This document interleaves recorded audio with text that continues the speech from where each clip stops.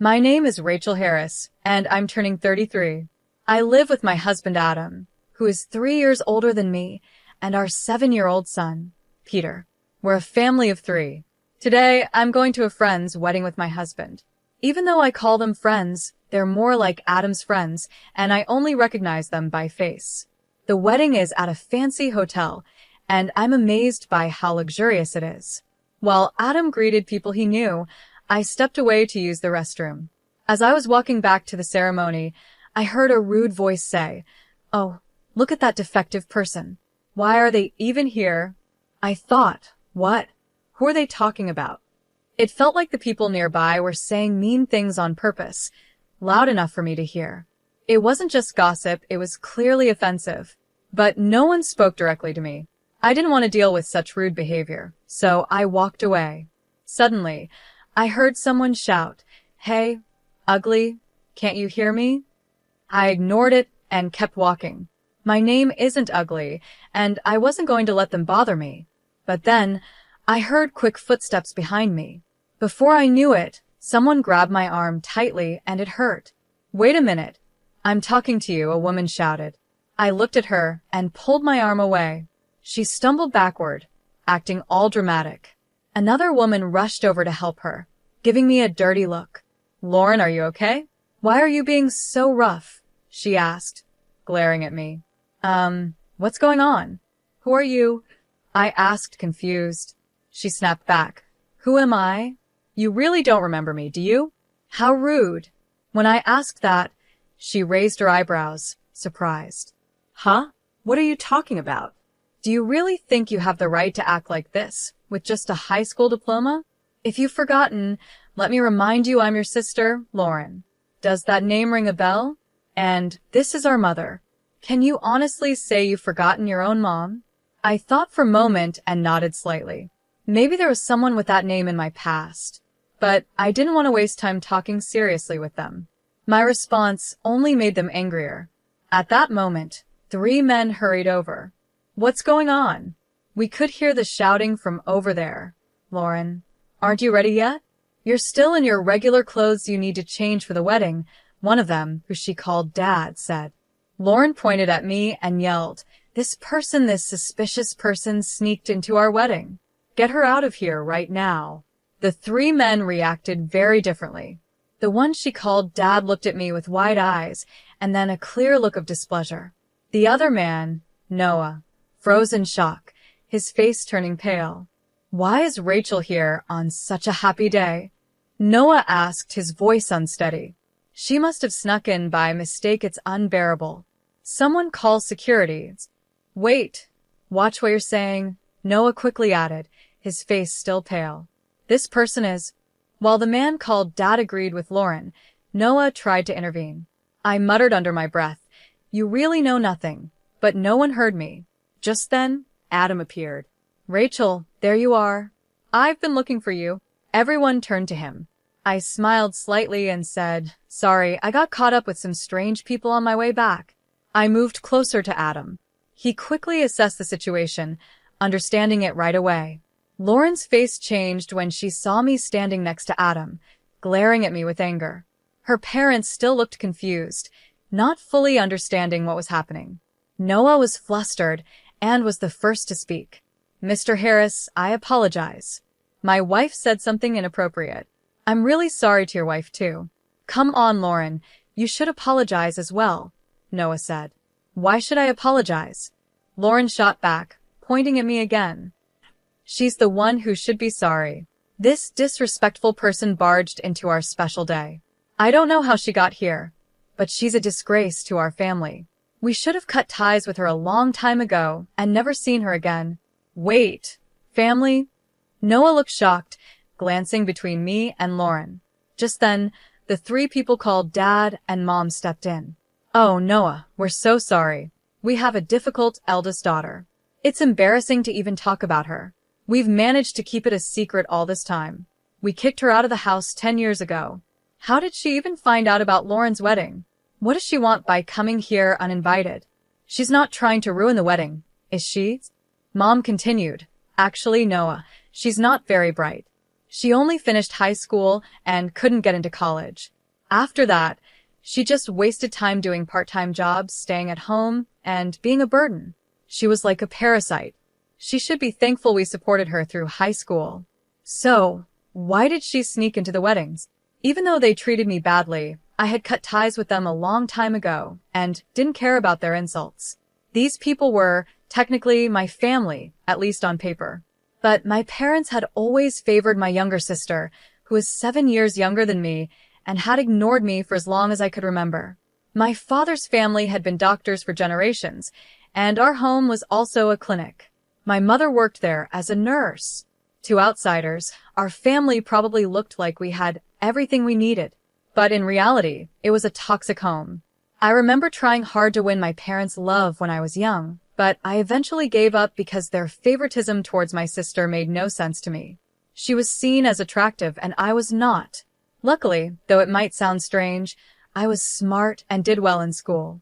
So I focused on my studies, aiming to leave home as soon as I could. Back then, I felt like I was just playing the part of the defective older sister in the family. I won't allow you to go to university. You're a defect by nature, and there's no way you could get in. Start working right after high school, become independent, and contribute financially to the house. You should be grateful we even raised someone as unattractive as you. You owe us for that. As for college expenses, we'll consider it for Lauren, but there's not a single cent for you. You'll spend your life serving us. Even if you get a job, it won't be anything important. This is what my parents told me during my senior year of high school. I actually recorded that conversation, along with many other times they verbally abused me or acted irrationally, and I still have those recordings today. My sister, Lauren, also treated me poorly, following our parents' example. She would often mock me, trying to prove she was better. I'm going to become a doctor and take over Dad's job in the future. I'll work hard enough for both of us, since my big sister can't. Oh, that's wonderful. Yes, learn from her mistakes, and dear best, Lauren. Don't worry, we'll support you fully, unlike your sister.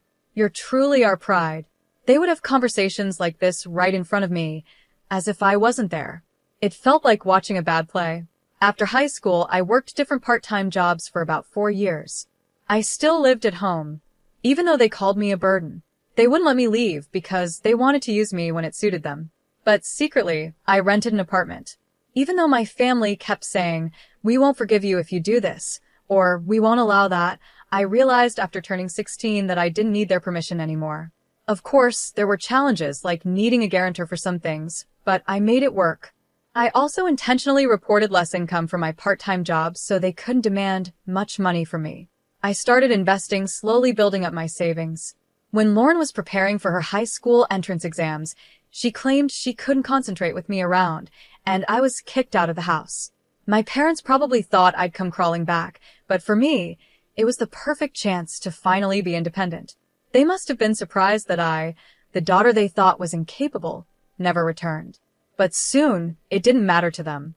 For my parents, having Lauren was enough. Now, 10 years have passed since then. I overheard a heated argument between Lauren and a man named Noah. Today was their wedding day, so now they're married.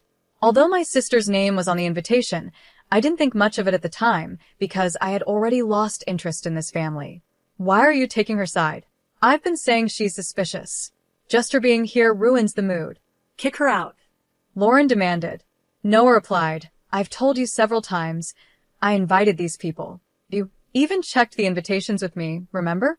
They're official guests, so you should apologize for what you said earlier. Hearing this argument so close to their wedding was unsettling.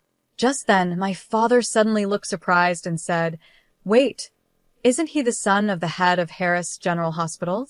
My mother was equally surprised. Harris General Hospital? The famous one? He's the son of the head doctors? Lauren added, shocked. In the middle of their stares, Adam introduced himself with a smile. Nice to meet you. I'm Adam Harris, and this is my wife, Rachel. Adam's parents are well-known doctors who have managed a hospital for years, and Adam is being trained to follow in their footsteps. Hearing this, my parents were amazed.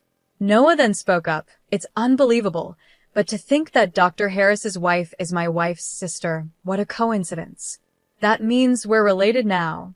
Unable to hide his surprise, Noah apologized. Dr. Harris, I'm sorry if my son has caused any trouble in the past. Before he could say more, I cut him off. My sister's husband, Noah Schnapp, is a doctor and works at a university hospital. I took my son to see him recently because he wasn't feeling well, but that's all. Adam has many connections with doctors, and it seems Noah respects Adam a lot. Noah then asked, how's our feeling now? Based on my diagnosis, he should start treatment right away. I suggest you take him to my hospital for tests and hospitalization. Although Noah was kind in his offer, I replied, actually, we've decided to get a second opinion from another doctor. It's important to be sure. Noah looked surprised by my response. I sensed that he wanted to treat my son as a special case, but I was uncomfortable with the idea of my child being seen as just another opportunity for profit. I politely declined his offer with a smile, but suddenly, a mocking laugh echoed through the room. Why are you acting like that? Are you trying to make up for being a high school graduate by marrying a doctor? You think marrying the heir of a big hospital makes you better? You're still the same. Your education hasn't changed, and you think too simply. You actually have a child? Poor kid, with you as his mother, Lauren sneered. Hey, Lauren, please stop. We're family. Why do you keep saying such things? Noah tried to calm her down, but Lauren glared at him, standing firm in her opinion. Then Adam spoke. Rachel, are these people really your family? He asked with doubt. No, I replied. They can't be called family anymore. A real family wouldn't suddenly scold you for no reason, or refuse to feed you just because you spilled a little food. They wouldn't give me old, second-hand clothes they found in a dumpster while laughing and comparing them to the fancy clothes they gave my sister. They wouldn't throw away my school materials, saying I'm too stupid to need them, or ruin my textbooks by soaking them in water. I continued, a real family wouldn't strip you naked in the winter for not lending a book to your sister, or lock you in a hot shed in the summer. They wouldn't sell your belongings behind your back or tell you directly that you're expected to work for them for life. People in town noticed the unfair way the clinic treated us and suspected abuse. It's no surprise no one takes their kids to their clinic anymore. It's amazing no one reported it when we were younger. Now their business is failing, and they don't even realize it's their fault. As I calmly revealed the cruel things from my past, Noah looked shocked. My parents were equally stunned when they realized I knew about the clinic's financial struggles since I left. My in-laws had discovered this information while investigating, deeply sympathizing with what I went through.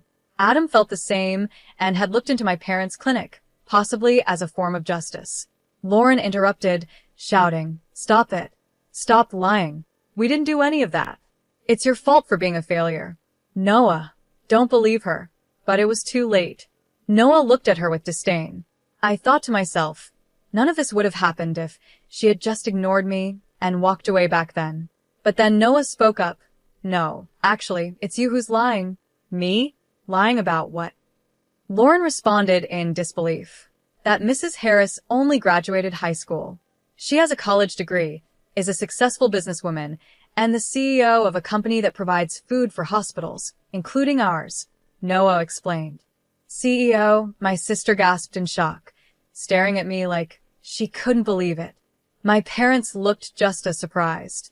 Stop lying. She's just a high school graduate. Are you saying she went to college behind our backs without us knowing? My mother accused. Yes, I did go to college, I replied calmly. I was already an adult, and I didn't need to tell strangers who aren't my family. What are you saying? How can you speak to your parents like that? We didn't give you permission to go to college, my father shouted. Why would I need your permission? I replied calmly, and they couldn't hide their anger. After high school, I worked various jobs and saved a good amount of money. I used that money to pay for college because there was still so much I wanted to learn and achieve. Living on my own gave me freedom, and I proved I could do anything. While in college, I started my own business. That's also when I met my husband. Looking back, it fills me with a lot of emotion. Meanwhile, my sister mumbled to herself, her face pale. I can't believe it. I always thought she was the useless sister who couldn't do anything on her own, that she would be nothing after being kicked out. But she graduated from college, became a CEO, and married the heir of a major hospital. Why? I thought I would be the successful one. Why is she more successful than me? Why does she look happy? Why indeed? I replied. Maybe it's because, despite being treated unfairly, I never gave up and kept working hard. Maybe luck helped a little too. I looked at my sister firmly, then revealed something shocking. By the way, I heard you dropped out of middle school.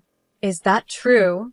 This revelation left everyone, including my parents and Noah, completely stunned. What?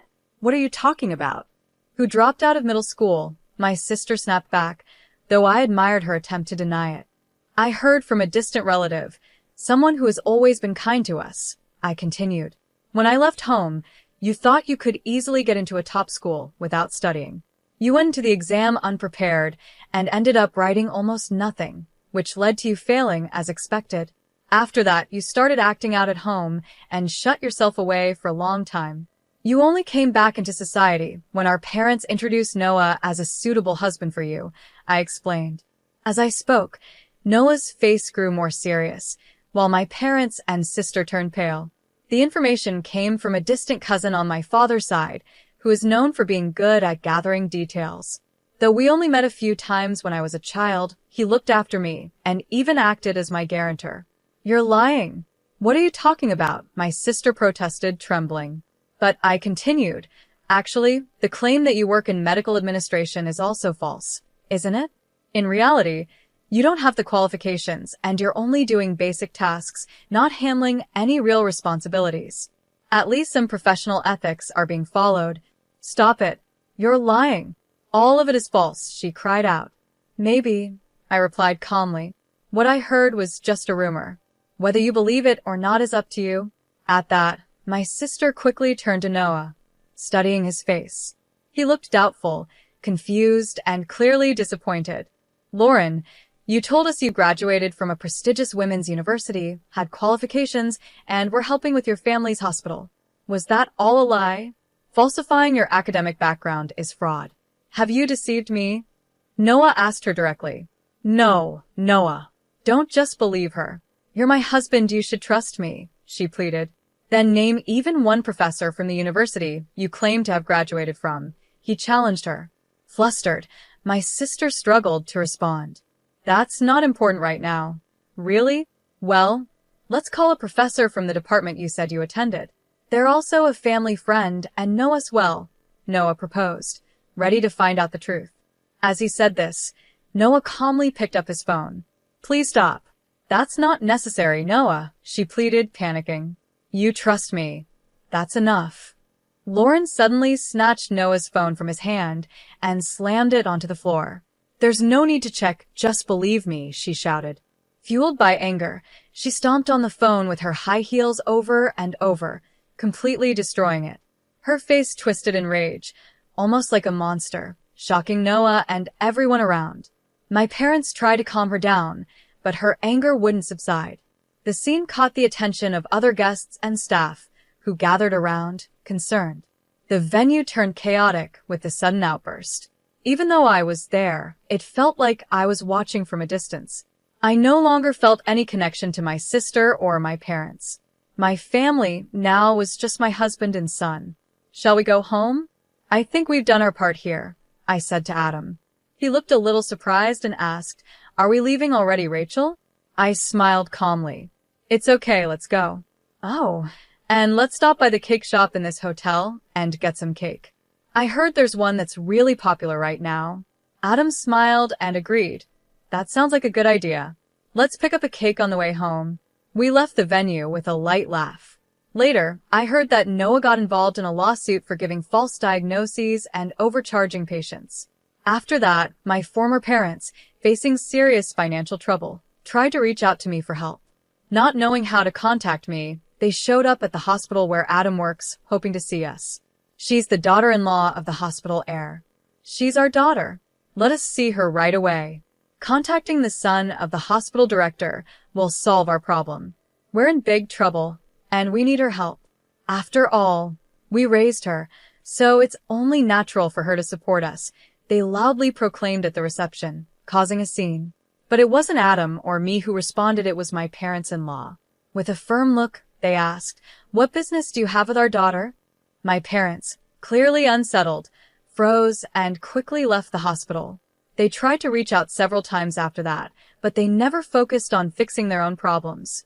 Eventually, their hospital had to close down. When I heard about the closure of my parents' hospital, I didn't feel much emotion. Instead, I felt a sense of relief, like they were finally facing the consequences of their actions. It was one of the most refreshing moments for me. Later, I learned that Lauren and Noah had divorced. I was surprised their marriage had even lasted a few months. The lawsuit Noah was involved in, along with his dismissal from the hospital, must have seriously damaged their relationship. Lauren always seemed determined to outdo me and find greater happiness, but she kept making bad decisions. Her first mistake was starting an affair with an older, married doctor, thinking it would help her gain a better position. But when the affair was discovered, the doctor's wife demanded compensation, and it became a big issue. Desperate, Lauren turned to our parents for help, but they disowned her, calling her a disgrace to the family. I don't know what happened to her after that, but she had struggled since failing her high school entrance exams and had spent a long time isolated at home. She ended up working in shady places, facing many hardships that affected her health, and eventually left her homeless. Hearing these stories made me lose interest in her completely. Meanwhile, my former parents, now nearing retirement, are struggling to find jobs as doctors or nurses.